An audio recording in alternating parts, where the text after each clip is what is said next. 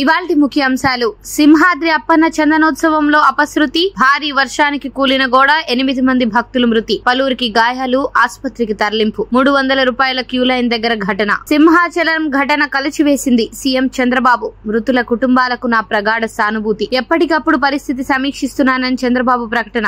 2 రోజుల్లో 3 రాష్ట్రాల్లో ప్రధాని మోదీ పర్యటన. మే 1, 2 తేదీల్లో మహారాష్ట్ర, కేరళ, ఏపీలో పర్యటన. అమరావతిలో 58,000 కోట్ల విలువైన అభివృద్ధి పనులకు శంకుస్థాపన, ప్రారంభోత్సవాలు, రోడ్డు, రైలు ప్రాజెక్టులను ప్రారంభించనున్న మోదీ. జాతీయ భద్రత సలహా బోర్డు పునర్వ్యవస్థీకరణ.